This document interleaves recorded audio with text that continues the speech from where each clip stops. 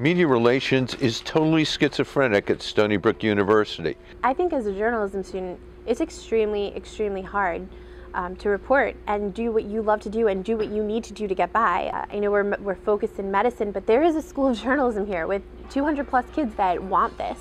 And we're all, hitting the ground every day on campus trying to report and get stories. And when we are roadblocked, literally, by media relations, and you expect your university to want to answer to you and help you in furthering your education because you're a journalism student here, and they tell you no, it's not only discouraging, but it's sad.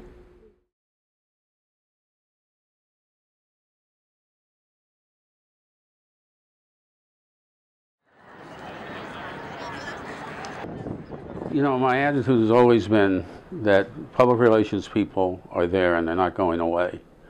And you're much better off developing a relationship with them than having them as a barrier to what you're trying to do.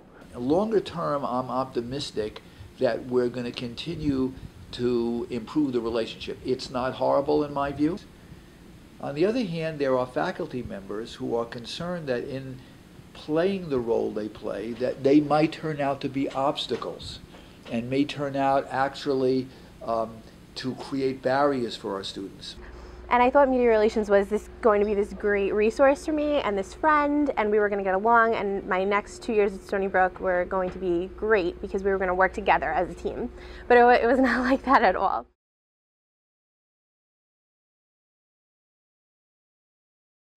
So this semester has been a crazy semester for news. A specific example would be when Brianna Buffone, a junior here on campus, was hit by a police cruiser.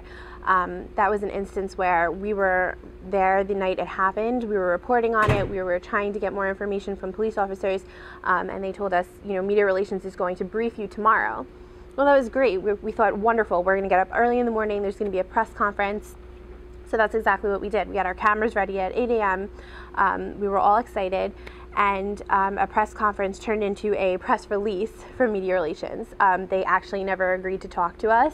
Instead, they released a very bland statement just of regurgitated facts that everyone had known almost 8 to 10 hours ago.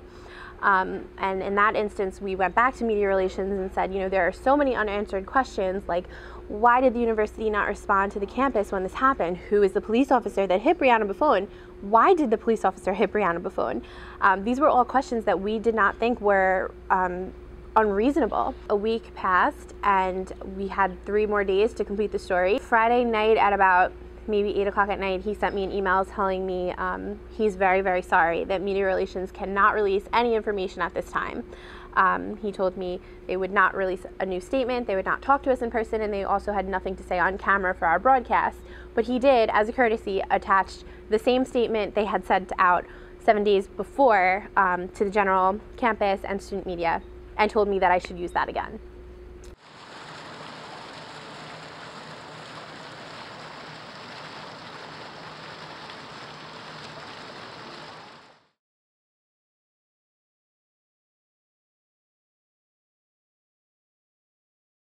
As soon as the suicide happened, and all of, whether it be the press or the statesman, we all kind of started covering it immediately because it was big news, somebody commits suicide.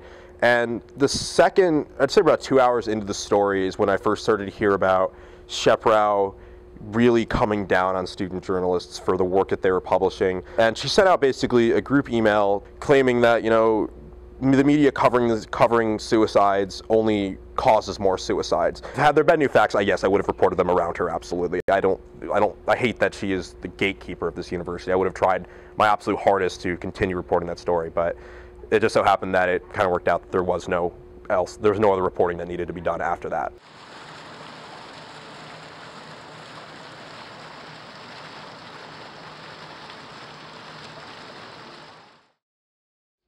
Pom-pom rallies and cheerleading are fine for certain kinds of enterprises, but the business of education comes first. What is the priority at a university? The priority should not be polishing an image. It should be educating students. Well, it doesn't always work. Sometimes when you have someone who's uncooperative, you have to go around them. Is it being a full-time student? I have been scared of Lauren Shep Rao for quite some time. This woman who never shows her face in the newsroom, who never answers my phone calls and never answers my emails. I fear her. And that is insane. The other problem is we have student journalists who call up and haven't done their homework.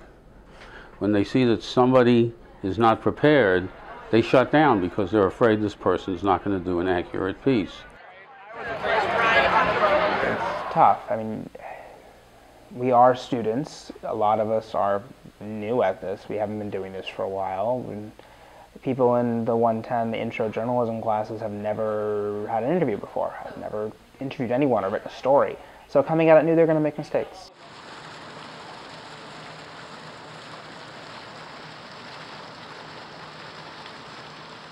Our campus in general needs to be more welcoming to student journalists, and we're not over that hump yet of realizing that there is a school of journalism on this campus. And with that being said, we need to work together and not against each other. The faculty have to be more concerned about the chilling effect, about the intimidation on campus, about the lack of accountability.